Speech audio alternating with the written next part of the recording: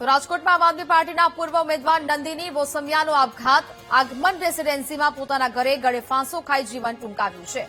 નંદની બમણી વિસ્તારમાં અસલમ સમા સાથે મૈત્રી કરારમાં રહેતી હતી। નંદની અને અસલમ સમા વચ્ચે મારકૂટ થયાનો નંદનીના પરિવારજનોએ આરોપ લગાવ્યો છે।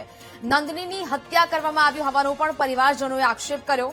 જૂનાગઢમાં પીજીમાં રહીને નોકરી કરતી ત્યારે અસલમે યુવતીને ફસાવી હોવાના આરોપો લગાવાયા છે। ગત દિવાળીએ રાજકોટમાં રૂમ ભાડે રાખી મૈત્રી કરાર કરીને બંને એકસાથે રહેતા હતા। થોડા દિવસ પૂર્વે નંદનીને ઢોર માર માર્યો હોવાની ફરિયાદ પણ નોંધાવાઈ હતી। નંદનીએ જેતપુરની નવાગઢ નગરપાલિકામાં આમ આદમી પાર્ટીના ઉમેદવાર તરીકે વોર્ડ નંબર 1માં ચૂંટણી લડી હતી। આક્ષેપ અમારો અસલમ સમા સામે છે। અસલમ હુસેન સમા એને 2 દિવસથી એ લોકોને મેટર તો ઘણા ટાઈમથી હાલતી હતી, પણ 2 દિવસથી એ લોકોને એવા ઝઘડા થતા હતા। પોતે પરણેલો હતો, એક છોકરાનો બાપ હતો।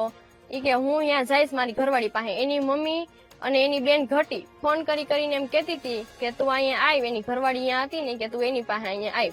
તો મારી બેને એવું કીધું કે હું અહીંયા હું તો તારા મમ્મીને અહીંયા બોલાવી લે, તારે અહીંયા નથી જવું। તો કે હું તો અહીંયા જઈશ એમ કરીને એની ઉપર હાથ ઉપાડ્યો અને મૂકીને 2 દિવસથી વહી ગયો। તો પછી કાલે બપોરે 5 વાગ્યા આસપાસ એને બોલાવી કે તું આય, તારી એને વાત કરવી છે। શાહિદભાઈ કરીને એનો ફોન આવ્યો હતો, શાહિદ કરીને, અને શાહિદ અસલમ સમાના માસીનો છોકરો થાય।